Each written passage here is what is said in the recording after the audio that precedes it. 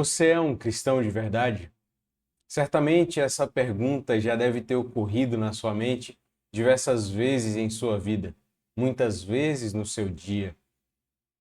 Você é de fato um cristão? Como saber se estamos de fato vivendo aquilo que professamos, aquilo que acreditamos?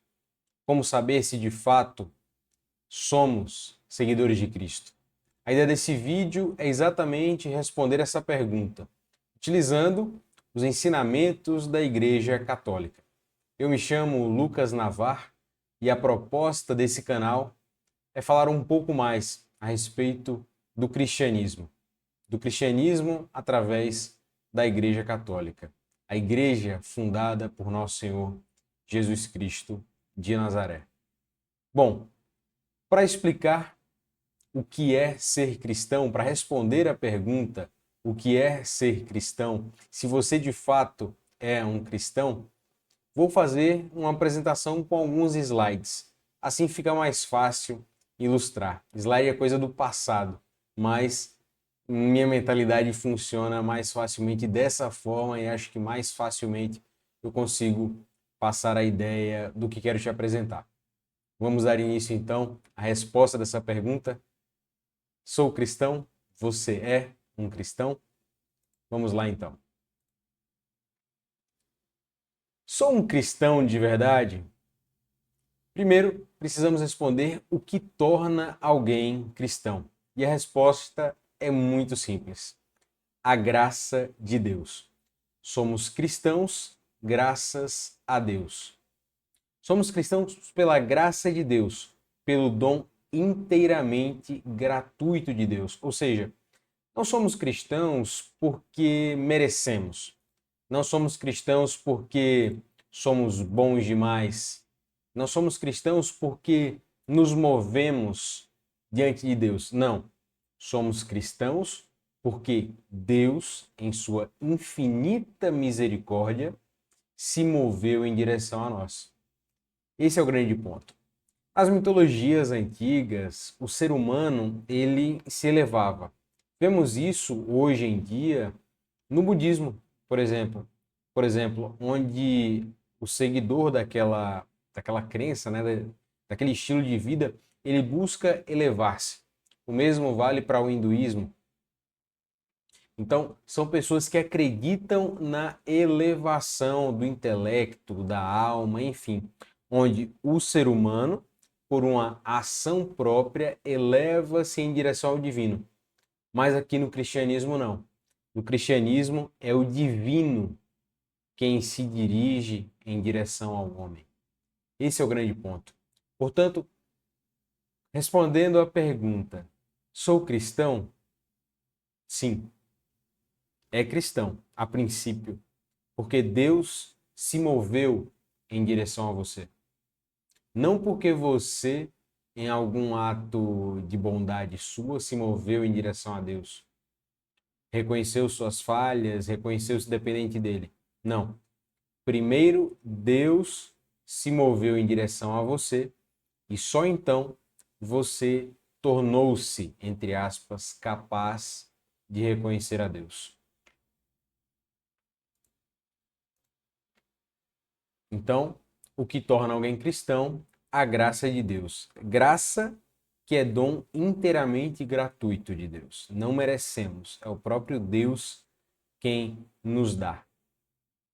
Mas quem é verdadeiramente cristão?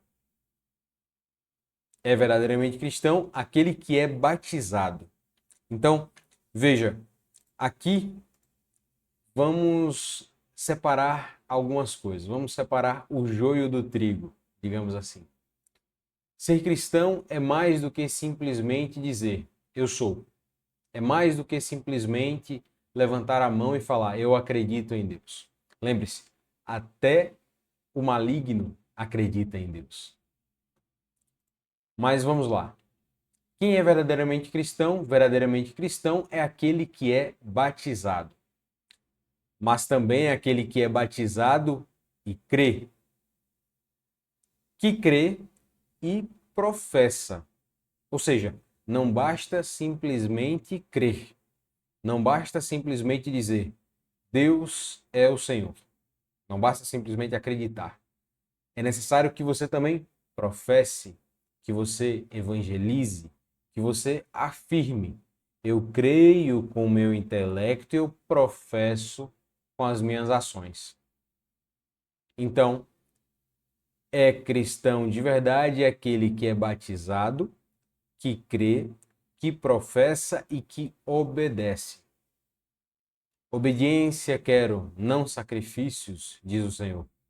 Então veja, para ser cristão verdadeiramente é necessário ser batizado, crer, professar e obedecer. Veja, não é simplesmente um ato isolado.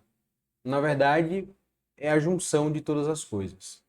Se eu sou batizado, se eu sou batizado, isto me leva a crer, ou creio e batizo-me. Mas sou batizado. Separei-me então de quem não é batizado. Agora torno-me cristão, primariamente. Passo então a crer, ou primeiro acreditei e tornei-me batizado. Enfim, mas o fato do crer me leva a professar. Não posso crer sem professar. Não posso crer sem viver o que é ser cristão. Se creio, logo devo professar. É o que diz a palavra de Deus quando é falado que não basta simplesmente a fé, que a fé sem obras é morta. Veja, uma fé que não produz obras, uma fé que não sai do intelecto, do seu intelecto, e se transforma em obras, em vivência, ela é morta. Então, você não é cristão a menos que, crendo, professe e obedeça a Deus. Se você crê e obedece, logo você professará. Se você crê em Deus, se você obedece a Deus, logo você professará a sua fé. Se você crê e professa, por óbvio, você obedece, porque para professar é necessário obedecer. Vamos então ao seguinte questionamento: em que devo crer? Na verdadeira doutrina que nosso Senhor Jesus Cristo nos ensinou. Devo crer na verdadeira doutrina que nosso Senhor Jesus Cristo nos ensinou. Mas aí vem uma outra pergunta: ensinou o quê? Como sei essa doutrina? Primeiro, precisamos entender que a doutrina ensinada por Cristo tem como objetivo último a nossa salvação. Veja, não é a prosperidade, não é a paz na terra, não é tranquilidade, não é uma vida sem sofrimento, não é riqueza material, não é você passar no vestibular, não é você passar num concurso. Não. Não é você encontrar um marido, uma esposa, não é nada disso. Se você busca Cristo pensando em algo material, e quando falo material, eu falo algo temporal, algo que está inserido na nossa realidade humana. Se você busca Cristo por isso, se você segue uma doutrina que lhe apresenta o Cristo, falando a respeito de coisas mundanas, e aqui eu não uso o termo mundana no sentido pejorativo, mas sim no sentido concreto de que mundano é algo inerente a apenas este mundo. Então, essa doutrina não é a verdadeira doutrina. Porque a verdadeira doutrina ensinada por nosso Senhor Jesus Cristo, ela tem como objetivo a sua salvação. A salvação da sua alma. e é nisto que você deve basear a sua fé.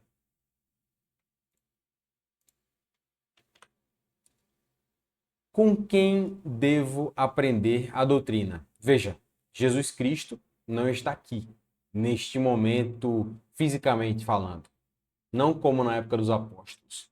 Então, fica-se o questionamento: com quem devo aprender a doutrina? É através da Bíblia? Devo pegar a Bíblia, começar a ler e então vou ter o pleno conhecimento da doutrina? A resposta está aqui. A sã doutrina deve ser aprendida dentro da Santa Igreja Católica.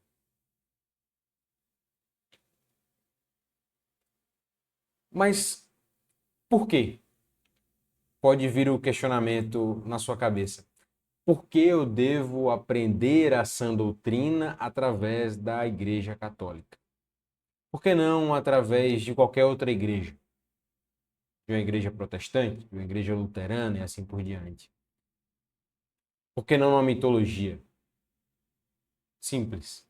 Porque nosso Senhor Jesus Cristo fundou a Igreja Católica. A Bíblia, que você talvez tenha em sua casa, caso você que está assistindo esse vídeo for protestante, ou você católico, ou você espírita, enfim. A Bíblia não caiu do céu da forma que está em sua mão agora. Foi um processo que levou séculos, pode-se dizer até em milênios, para que fosse compelido, para que chegasse à posição concreta de que os livros, as folhas, os textos que estão presentes no teu livro, nesse livro que está em suas mãos, na sua Bíblia, são livros canônicos, ou seja, livros de fato inspirados por Deus.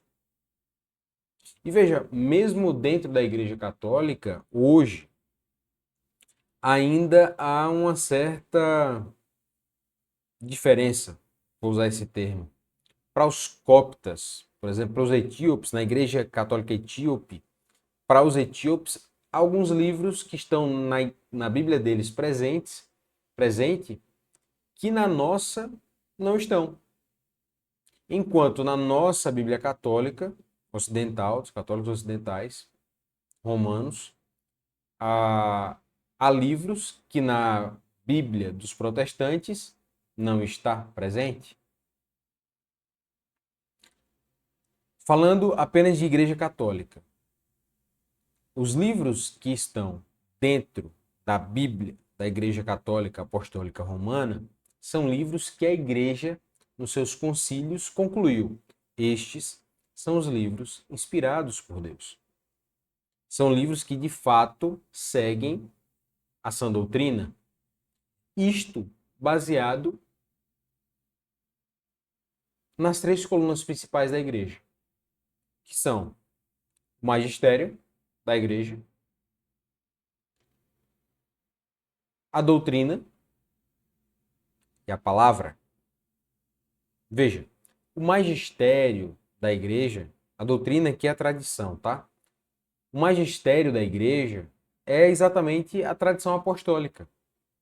São Pedro, os apóstolos, São Paulo, etc.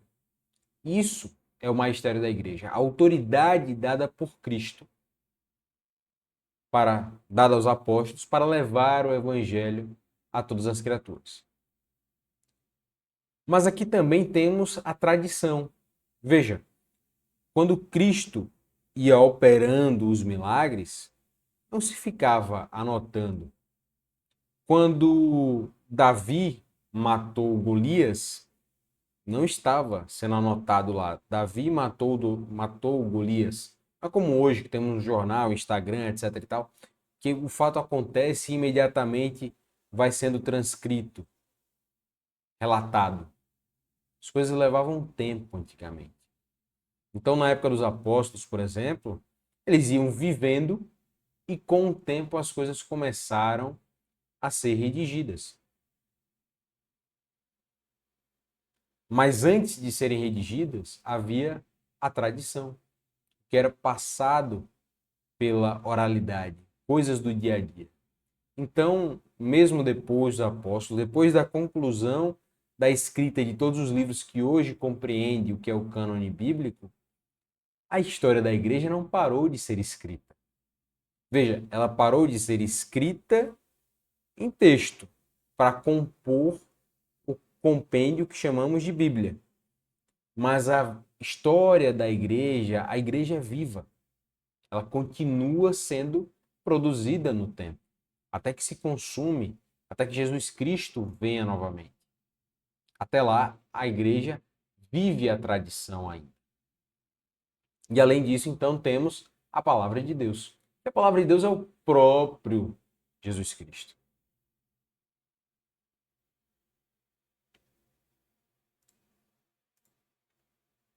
Então, como saber se aquilo que aprendo é a verdade? Como eu posso saber se aquilo que a igreja me ensina é a verdade? E aqui trago então uma afirmação do próprio catecismo. A certeza nos vem porque Jesus Cristo, autor divino dessa doutrina, a confiou por meio de seus apóstolos à igreja, que por ele foi fundada e constituída mestra infalível de todos os homens, prometendo-lhe a sua divina assistência por todos os séculos até o fim dos tempos. Então veja, a igreja é infalível. Infalível por seus próprios méritos? Não. A igreja é infalível pelos méritos de Cristo. A igreja não pode errar, porque o próprio Cristo prometeu que as portas do inferno não prevaleceriam contra a igreja. O próprio Cristo prometeu que o Espírito Santo estaria ao nosso lado. O próprio Cristo prometeu que ele estaria ao nosso lado. Então veja, não há possibilidade da igreja falhar. A igreja não pode falhar. Se você vê um padre ou um bispo que, vou usar um exemplo extremo, que está em heresia. Não, eu não vou usar o exemplo que eu iria usar, mas ele tornou-se um herege. Veja, aquele bispo, aquele padre, aquele papa, ele deixou de ser igreja. Ele já não é mais igreja. A igreja continuará sendo a igreja, mas aquela pessoa saiu do corpo de Cristo. Ela abandonou o corpo de Cristo. Por isso, a heresia. Heresia, um herege, é aquele que escolhe. Ele escolhe algo distinto da verdade. Ele apostata da verdade. Esse é o ponto. A igreja é infalível, porque nosso Senhor Jesus Cristo está sempre com a igreja.